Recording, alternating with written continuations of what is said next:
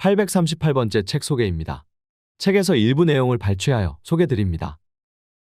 책 제목 비트코인, 이더리움 그리고 최후의 승자. 저자 스티븐 보이키 시들리, 사이먼 딩글. 출판일 2024년 2월 23일. 상상 빌더 한 줄 요약. 디지털 자산 시대 거대한 부의 기회를 알아보자. 책 소개. 비트코인 이후 디파이 데피가 몰려온다. 시장 혼란기, 미연준도 주목하는 이것. 다가올 혁명의 주인공이자 천조 달러가 몰리는 디파이에 올라타라. 전 세계에 충격을 안기며 등장한 비트코인이 글로벌 자산의 스타로 자리 잡은 지 10년이 넘었고, 마침내 2024년 1월 비트코인 현물 ETF가 승인되었다. 이제 각계각층에서는 비트코인의 후계자는 누가 될까? 라는 더 중요한 질문이 쏟아지고 있다. 비트코인, 이더리움 그리고 최후의 승자 저자들은 그 후계자를 디파이 데피라고 말한다. 디파이란 탈중앙화 금융 Decentralized Finance의 약자로서 금융기관 없이 개인 대 개인 간 금융거래가 이뤄질 수 있게 해주는 시스템이다. 전통적인 금융보다 빠르고 유연하고 저렴하고 투명한 기술이다. 테크 기술 및 금융 전문가인 스티븐 보이키 시들리와 사이먼 딩글은 이 책에서 디파이의 개념과 원리를 설명하고 새로운 비즈니스를 소개하며 다가올 금융혁명에서의 승자와 패자를 가려낸다. 각종 코인은 물론 디파이를 기반으로 하는 컴파운드, 넥서스 뮤추얼 등 프로젝트를 제시한다. 또한 핀테크 산업의 상황과 미래를 서술하는 동시에 전통 은행들을 위한 출구 전략도 담았다. 암호화폐와 가상자산의 미래를 알고 싶은 독자, 금융권에 종사하거나 트렌드에 관심이 많은 비즈니스맨, 앞으로 어떤 자산이 가치 있을지 고민하는 투자자 등에게 좋은 안내서가 될 것이다. 저자 소개. 저자 스티븐 보이키 시들리 소프트웨어 공학자. 테크 기업과 금융 기업에서 소프트웨어 개발자, 애니메이터, 사모펀드 투자자 등으로 경력을 쌓았으며 포춘 선정 500대 기업에서 최고 기술 책임자 CTO로 일했다. 지금까지 5권의 책을 출간했다. 저자 사이먼 딩글. 경제금융기업인. 암호화폐 분야에서 수많은 경험을 쌓은 기업가다. 암호화폐 거래소 루노와 오픈뱅킹 제공업체 커브커브를 포함해 여러 핀테크 회사의 설립을 주도했다. 책에서 얻은 내용.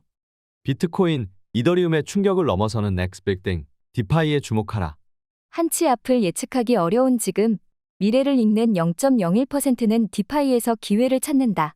저성장 시대와 더불어 여전히 존재하는 지정학적 리스크, 기술 변화의 요동치는 전 세계 주식시장까지 시장의 혼란은 해를 거듭할수록 급격해지고 있다. 미래를 예측해 새로운 기회를 찾아야 하는 이 시기, 전문가들은 무엇에 집중하는가? 대가들이 입을 모아 주목하라고 말하는 단어가 있다. 바로 디파이 데피다. 탈중앙화 금융 Decentralized Finance의 약자인 디파이는 중개자 없이 개인 간 금융 거래가 이뤄질 수 있게 해주며 기존의 금융 시스템보다 빠르고 신뢰도가 높은 것이 특징이다. 미연방준비은행에서는 디파이가 금융산업의 패러다임 변화를 이끌 수 있다고 예측했으며 유명 벤처 캐피털 앤드리슨 호로비츠는 컴파운드라는 디파이 프로젝트에 큰 관심을 보였다. 또한 소로스 펀드의 CEO인 던 피츠패트릭은 암호화폐와 더불어 디파이를 무척 흥미롭게 바라보고 있다.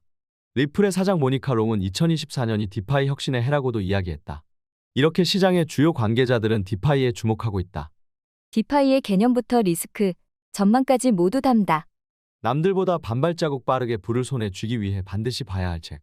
비트코인, 이더리움 그리고 최후의 승자는 디파이의 잠재적 기회와 A2G를 파헤치는 책이다. 사실 디파이를 제대로 이해하려면 블록체인, 암호화폐, NFT 등 다양한 신기술과 그것들의 관계를 알아야 한다. 얽히고 설킨 디지털 생태계를 이해하는 건 쉽지 않다.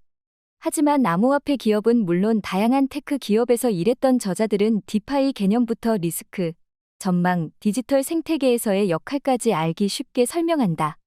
예를 들어 넥서스 뮤추얼이라는 디파이 프로젝트를 설명할 때에는 설립자의 문제의식은 무엇이었는지, 어떤 과정을 거쳐서 비즈니스를 키웠는지, 비슷한 성격의 프로젝트는 어떤 게 있는지 등을 스토리텔링 형식으로 풀어낸다.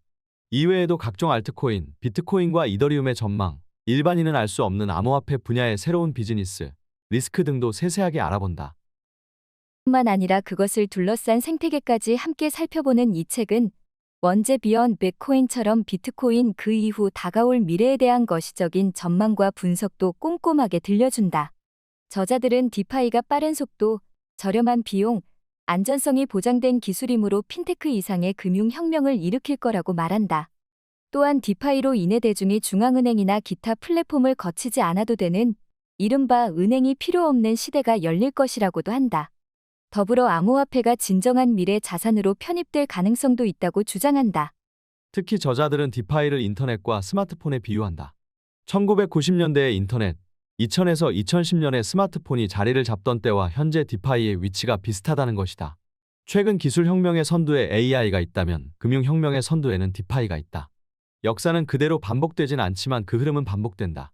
다양한 기술들이 우리의 세상을 바꾸었듯이 탈중앙화 금융 디파이가 머지않은 미래의 세상을 바꿀 것이다. 우리가 귀중한 자산을 맡겨두는 금융기관은 날이 갈수록 더 생소하게 느껴진다. 그들의 브랜드나 창구 직원들은 어느 정도 알겠지만 그들이 우리에게 파는 금융상품은 점점 더 복잡해져 도통 알 수가 없기 때문이다. 그리고 금융기관들은 점점 더 독점적으로 변하고 있다. 경쟁자가 없어서가 아니라 고객이 주거래 은행을 옮기기가 어렵기 때문이다. 한 은행에서 저축예금, 당좌예금, 신용카드, 주택담보대출 등에 대한 거래를 몰아서 하는 사람이라면 새로운 은행과 거래를 트기가 망설여지지 않겠는가. 이런 상황이 우리를 디파이의 핵심 축 중 하나인 무신뢰성 trustlessness이라는 용어로 이끈다. 그리고 종종 잘못 이해되곤 하는 또 다른 디파이 관련 용어인 탈중앙화 decentralization로도 이어진다. 무신뢰 경제 시스템이란 참여자들이 누구도 신뢰할 필요가 없는 시스템을 말한다. 조금도 그럴 필요가 없다. 시스템을 만든 사람이나 사용하는 사람이나 남용하는 사람 누구라도 이는 우리가 논의할 대부분의 디파이 프로젝트에 해당한다. 무신뢰 아키텍처는 모두가 서로를 속이는 상황 같은 최악의 시나리오를 가정하여 이를 중심으로 설계된다. 심지어 시스템 자체도 신뢰할 필요가 없다. 디파이를 논할 때 빼놓을 수 없는 것이 비트코인이다. 비트코인이 디파이의 시조이기 때문이다. 다만 비트코인이 등장한 지 얼마 안 됐음에도 이미 이에 대해 너무 많은 기록, 신화화, 주장, 분석이 난무하는 상태라 우리는 오로지 디파이로 가는 길을 비추는 부분만을 논의하고자 한다. 비트코인 창시자인 나카모토 사토시 너카모토 사토시가 2008년 발표한 기념비적 백서 비트코인 개인 간 거래 전자화폐 시스템 은 사토시 본인을 포함해 소규모 암호화폐 애호가 집단이 비트코인 블록체인을 개발하는 데 실마리가 됐다. 사토시는 백서와 그 안에 든 블록체인 소프트웨어에 대한 설명을 통해 실제 화폐에 존재하는 여러 가지 문제를 해결하려고 했다. 가장 중요한 문제는 사람들이 디지털 화폐를 개발하고자 구상하기 시작한 1970년대부터 난관으로 작용한 이중 지불 더블 스펜딩 문제였다. 현재 많은 디파이 프로젝트가 예금과 금리 영역에서 은행들과 경쟁하고 있다. 이 중 가장 잘 알려진 프로젝트는 연율이다. 초기 버전에서 연이하는 일은 디파이 세계 전체를 뒤져 대출이나 트레이딩 또는 그 밖의 용도로 암호 자본이 필요하고 자본을 유치하기 위해 이자를 지불하는 프로젝트들을 찾는 것이었다.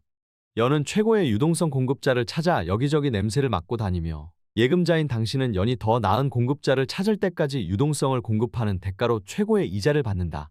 이런 새로운 서비스를 이자 농사 yield farming라고 하는데 전통적인 금융업계에서는 전적으로 불가능하다. 락인과 복잡한 행정 절차 때문이다.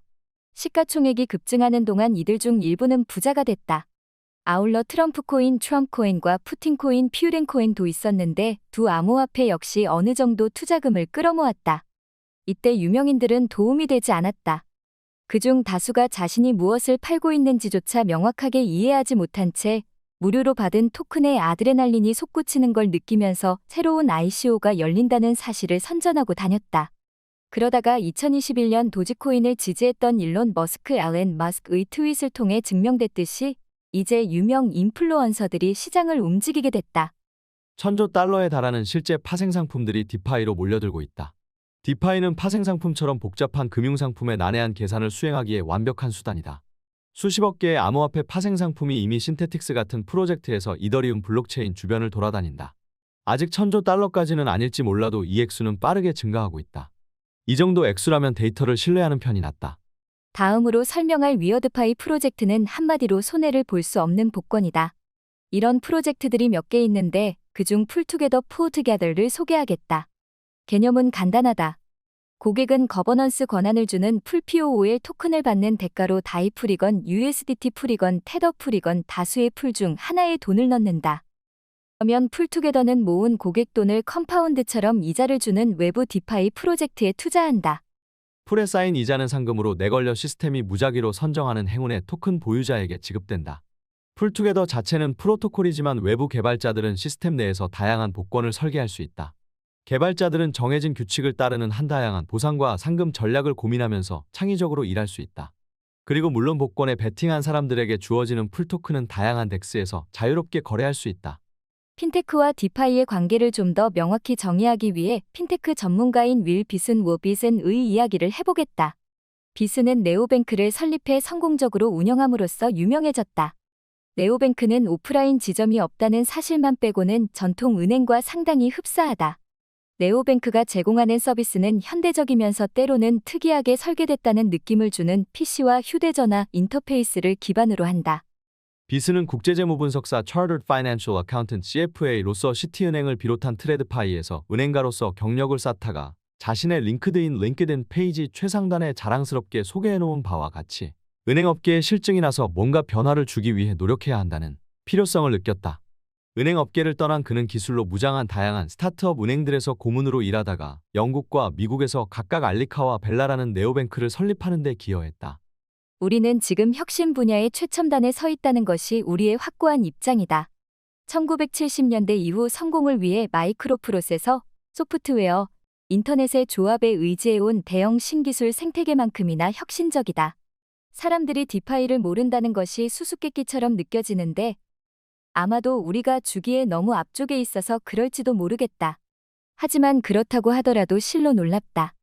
일부 디파이 프로젝트를 대충이라도 살펴보면 예컨대 예금 금리를 살펴보면 트레드파이에서 주는 어떤 예금 금리보다 디파이 예금 금리가 훨씬 더 높다는 것쯤은 곧바로 알게 될 텐데 말이다. 디지털 화폐. 1950년대부터 시작된 전 세계 원격 통신 혁명은 물질적 삶에 점점 큰 영향을 끼치는 한편 이전까지 풀리지 않고 해묵은 문제의 공학적 해결책을 제시했다. 혁신이 성공한 덕분에 컴퓨터와 네트워크 기술을 이용하여 자금을 결제하고 장부를 기록하는 은행과 스타트업이 늘어났지만 새로운 화폐를 만들어내려는 혁신은 모두 실패했다. 비트코인은 화폐 문제를 디지털로 해결한 최초의 진정한 해답으로 판매 가능성 견고함 주체성 문제를 해결할 잠재력이 있다. 지난 9년 동안 사실상 오류 없이 운용된 비트코인이 앞으로 90년 동안도 지금처럼만 운용된다면 개인에게 자주성을 제공하여 예기치 못한 인플레이션을 막을 수 있는 한편 공간 규모 시간을 뛰어넘는 판매 가능성도 높이 확보함으로써 화폐 문제를 해결할 강력한 해법이 될 것이다.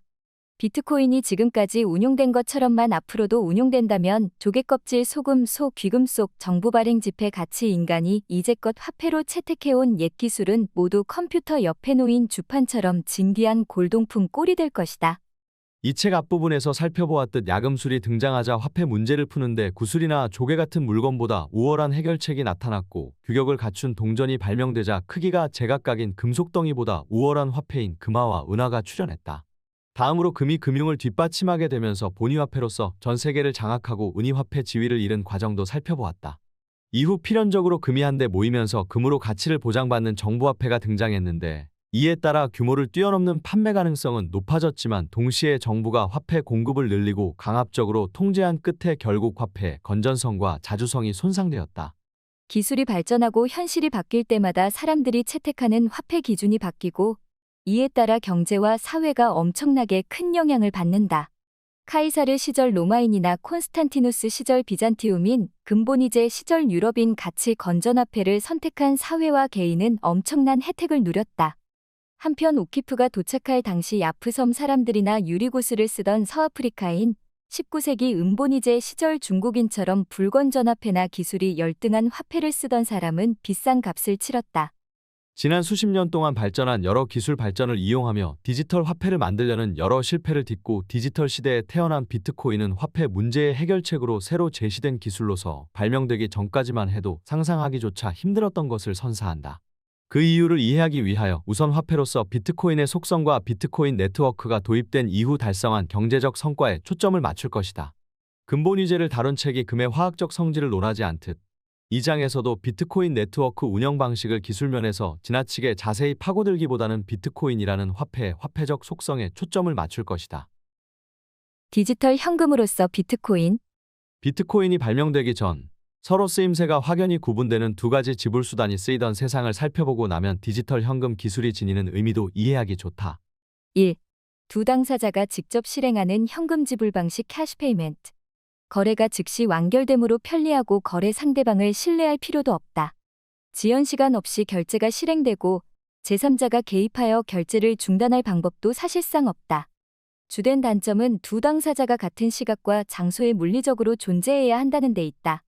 원격 통신이 발달하여 서로 먼 장소에 있는 사람끼리 거래를 원하는 경우가 많아지면서 이 문제가 점점 심각해지고 있다. 2. 믿을 만한 제3자가 필요한 중개지 불방식 Intermediated Payment. 수표, 신용카드, 직불카드, 은행이체, 송금 서비스가 해당하고 최근에는 페이팔 페이팔 같은 혁신 사례까지 포함한다. 중개 지불 방식이라는 말 그대로 거래 당사자 사이에서 돈을 옮겨주는 제3자가 필요하다. 주된 이점은 두 당사자가 같은 시각과 장소에 존재할 필요가 없고 지불하는 쪽이 돈을 들고 돌아다니지 않아도 된다는 데 있다. 반대로 주요 단점은 제3자를 신뢰해야 거래를 실행할 수 있고 제3자에게 문제가 일어날 위험이 있으며 시간과 비용을 들여 결제를 완료하고 청산한 후에야 지불받은 사람이 돈을 쓸 수 있다는 데 있다. 두 가지 결제 방식 모두 장단점이 있기 때문에 경제 거래를 할 때는 두 가지를 섞어 쓴다. 비트코인이 발명되기 전에 쓰이던 디지털 결제 방식은 모두 중개 지불 방식이었다. 컴퓨터가 등장한 이래 지금까지 디지털 객체는 본질상 희소하지 않았다. 끝없이 복제할 수 있고 전송해도 복사될 뿐인 디지털 객체로는 화폐를 만들 수 없었다. 어떤 전자결제 방식이 되었든 언제나 중개자를 통해야 했던 이유는 이중결제 위험이다. 즉 지불하는 사람이 정직해서 자기 돈을 2번 이상 사용하지 않으리라고 보장할 수 없으니 믿을 만한 제3자가 계좌를 감독하고 지불이 제대로 처리되었는지 검증해야 했다. 현금으로 거래하려면 물리적으로 직접 만나야만 했고 디지털 결제를 하려면 모두 제3자에게 감독받아야 했다. 비트코인은 오랜 기간 동안 수많은 프로그래머가 다양한 기술에 의지하여 시행착오를 겪으며 혁신한 끝에 등장하였으며 제3자를 신뢰하여 중개자로 이용하지 않고도 디지털 결제를 가능케 하는 첫 번째 공학적 해결책이다. 비트코인은 희소성이 검증된 최초의 디지털 객체로서 최초의 디지털 현금이 되었다. 제3자를 믿고 중개자로 이용하여 거래할 때 단점이자 디지털 현금이 이를 해결하여 다수에게 제공하는 가치는 여러 가지다. 제3자가 끼면 당연히 보안 문제가 가중된다. 즉 거래 당사자가 늘어날수록 도난이나 기술 실수가 발생할 가능성이 더해가므로 위험도 어쩔 수 없이 높아진다. 게다가 중개자를 통해 지불하려고 하면 권력의 거래를 감시당하거나 금지당할 위험도 생긴다. 다시 말해 형태가 어찌되었든 디지털 결제에 의지하면 제3자를 신뢰하지 않아도 될 때안이 없고 언제나 권력에 통제당하며 권력이 안보 테러 돈 세탁 같은 구실을 대지불을 막을 위험이 있다. 설상가상으로 중개지불 방식을 쓰면 언제나 사기 위험이 있기 때문에 거래 비용이 올라가고 결제가 완전히 완료되는데 소요되는 시간도 길어진다. 다시 말해 화폐는 소유자가 언제든 원하는 대로 쓸 수 있어 유동성이 높아야 하는데 중개지불 방식을 사용하면 교환 매개로서 화폐가 지니는 이 특성이 상당히 무색해진다. 화폐는 역사적으로 대체 가능성 fungibility, 돈의 단위가 같으면 가치도 동일함과 유동성 liquidity 소유자가 시장가에 빠르게 팔 수 있음이라는 성질을 계속 유지했다. 사람들은 돈을 자주적으로 사용하고 싶어 하므로 대체 가능성과 유동성을 지닌 화폐를 선택한다. 자주적 화폐에는 그 화폐를 쓰는데 필요한 모든 권한이 이미 내재한다. 즉, 화폐가 자주적이라면 소유주 아닌 타인이 화폐를 가지고 싶다 한들 그 화폐를 통제할 능력이 부족하다. 현금 결제 방식을 사용하면 중개거래 방식처럼 화폐의 장점을 위협당할 일이 없다. 하지만 현대 원격 통신 덕분에 장거리 무역과 고용이 늘어나자 현금 거래 방식은 도저히 쓸 수 없을 정도로 실용성이 떨어지게 되었다. 그리하여 디지털 결제가 늘어나자 사람들은 자기 돈의 자주성을 점점 잃고 신뢰하지 않을 도리가 없는 제3자의 변덕에 휘둘리게 되었다. 게다가 아무도 찍어낼 수 없는 돈인 금을 버리고 중앙은행의 공급이 통제되는 명목화폐를 쓰게 되자 자기 재산의 자주성을 더욱 잃었고 중앙은행이 정부 활동비를 대느라 화폐 공급을 늘리자 자기 돈의 가치가 눈앞에서 점점 줄어드는 장면을 앉아서 보아야 했다. 화폐를 발행하는 정부에게 허락받지 않고는 자본과 부를 축적하기 점점 더 어려워졌다. 사토시 나카모토가 비트코인을 만든 동기는 제3자를 신뢰하지 않아도 거래할 수 있고 거래 당사자 아닌 누구도 공급량을 조정할 수 없는 순수하게 개인 대 개인 피어-투-피어로 돌아가는 전자현금을 만드는 데 있었다. 다시 말해 비트코인은 중개자가 없고 거래 완결이 보장된다는 실제 현금의 바람직한 특성을 디지털 영역으로 가져온 한편 예상치 못한 인플레이션을 외부자가 일으킴으로써 이익을 얻고 보유자에게 피해를 입히는 이를 엄격히 방지하는 화폐 정책을 결합한 것이다. 나카모토는 이를 달성하기 위하여 분산형 개인 대 개인 네트워크, 해싱, 디지털 서명 디지털 시그니처, 작업 증명 proof of work 등 널리 알려지지 않았지만 매우 중요한 기술을 이용했다. 나카모토는 철저하고 엄격한 증명 프루프과 검증 verification에 기반을 두고 비트코인을 만들어냄으로써 제3자를 신뢰해야 할 필요를 없앴다. 비트코인의 작동 특성 중 핵심은 검증이고 오직 검증 덕분에 비트코인의 신뢰가 전혀 필요하지 않게 되었다고 해야 마땅하다. 네트워크 구성원 모두는 모든 거래를 기록하는데 그리하여 잔액과 거래를 모두 기록한 장부를 공유한다. 네트워크 구성원이 다른 구성원에게 얼마를 이체할 때마다 모든 네트워크 구성원은 송신자의 잔고가 충분한지 검증할 수 있고 각 노드 네트워크에 연결된 컴퓨터 옮기니 는 10분마다 새로운 거래 블록을 장부에 제일 먼저 기록하려고 경쟁한다. 노드가 거래 블록 하나를 장부에 기록하려면 연산력 프로세싱 파워를 소모하여 수학 문제를 풀어야 하는데 이 문제는 풀기에는 복잡하지만 답이 맞는지 검증하기는 쉽다. 이처럼 블록을 기록하고 네트워크 구성원 모두에게 검증받으려면 정답을 맞춰야 하는 구조가 작업증명 Proof of Work, POW 체계다. 여기서 쓰이는 수학 문제 자체는 비록 비트코인 거래와 무관하지만 블록에 부당한 거래가 포함된다면 노드가 답을 푸는데 쓴 연산력이 낭비되도록 만듦으로써 비트코인 시스템이 돌아가는데 중요한 역할을 한다. 한 노드가 작업 증명을 올바르게 풀어내고 거래를 공표하면 네트워크에 있는 다른 노드들은 블록이 타당한지 투표하고 그 블록을 승인하자는 표가 과반이 되면 노드들은 거래를 새긴 새 블록을 기존 블록체인 마지막에 붙어있던 블록 뒤에 덧붙인 후 새 작업 증명을 풀기 시작한다. 이때 타당한 거래 블록을 네트워크에 기록한 노드가 새로 발행된 비트코인 및 거래한 사람이 지불한 거래 수수료를 합한 블록 보상 블록 리워드를 받는다는 사실이 매우 중요하다. 이 절차를 귀금속 채굴 과정에 비유하여 채굴 마이닝이라고 부르고 마찬가지로 작업 증명을 푸는 노드를 채굴자 마이너라고 부른다. 그리고 채굴자가 자원을 들여 작업 증명을 푼 대가가 블록 보상이다. 현대의 중앙은행이 새로 발행한 돈은 대출이나 정부 지출에 쓰이는 반면 비트코인에서 새로 발행된 돈은 자원을 들여 장부를 갱신한 사람에게만 간다. 나카모토는 대략 10분마다 새 블록이 생성되고 운영된 지 4년까지는 블록마다 50 비트코인을 보상하고 그 후에는 25 비트코인을 보상하는 식으로 4년마다 보상이 반으로 줄어들도록 비트코인 프로그램을 짰다. 생성될 비트코인의 양은 프로그램에 따라 이미 정해졌으므로 작업 증명에 아무리 많은 노력과 에너지를 쏟는다 해도 바뀌지 않는다.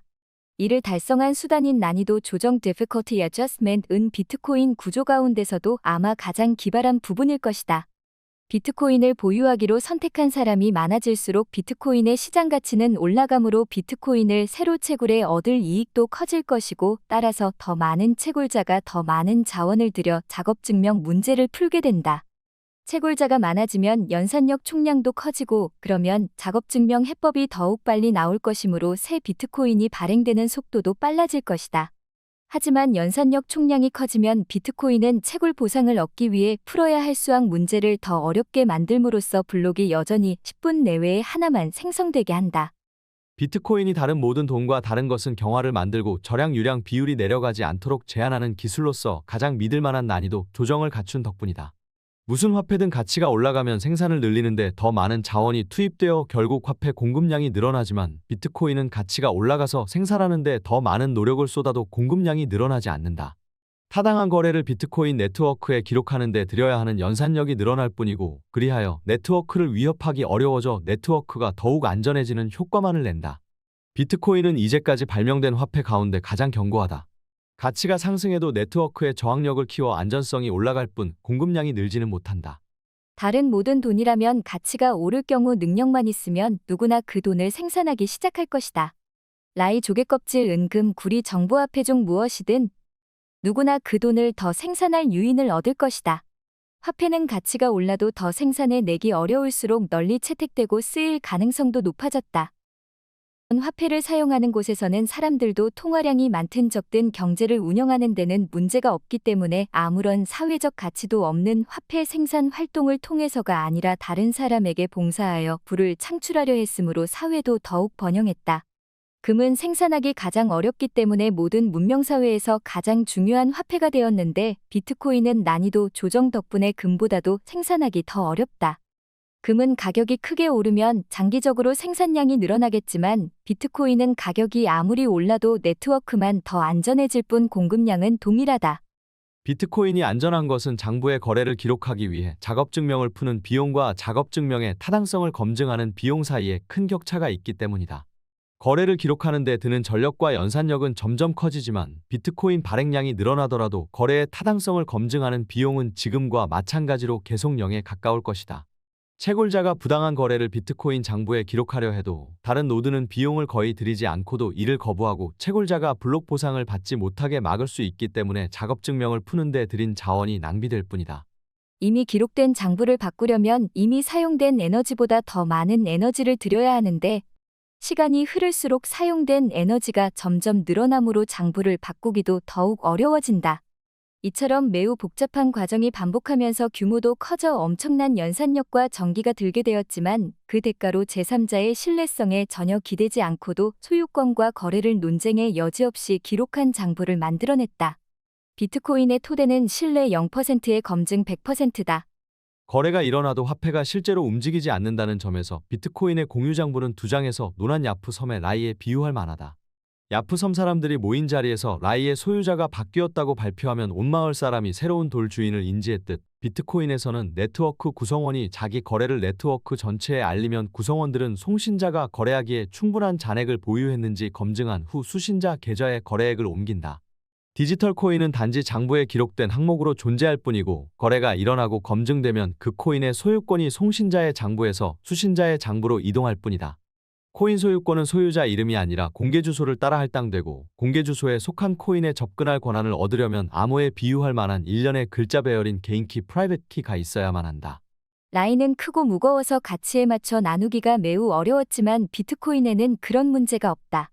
비트코인의 공급량은 최대 2100만 개로 정해져 있는데 1비트코인은 억사토시 서도시로 나뉘므로 규모를 뛰어넘는 판매 가능성이 높다.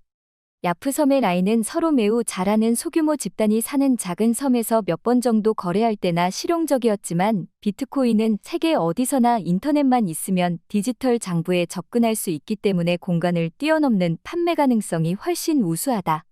비트코인 노드라는 개인 차원에서 보자면 부정직하게 행동해봤자 즉시 들킴으로 사기를 쳐봤자 비용만 들고 성과는 얻지 못하기 때문에 정직할 수밖에 없다.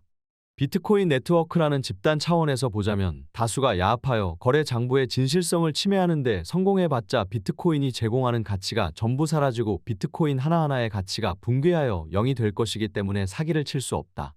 야합하는데 비용이 많이 들기도 하지만 성공해도 전리품이 쓸모없어진다.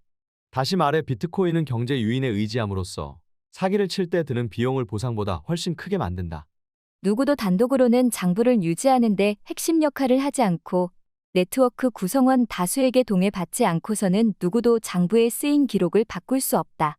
거래가 타당한지는 어떠한 정부기관의 의견이 아니라 네트워크의 노드 각각에서 돌아가는 소프트웨어가 결정한다. 비트코인이 살아남은 이유는 바퀴, 칼, 전화 등 다른 기술이 살아남은 이유와 똑같다.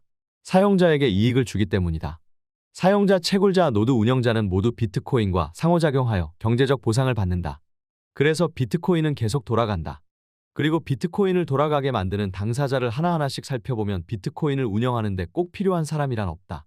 비트코인은 어떤 개인에게도 의지하지 않고 누군가 비트코인을 바꾸려 해도 마치 누구에게도 아무런 영향을 받지 않은 듯 계속 운영해 나갈 능력을 완벽하게 갖췄다.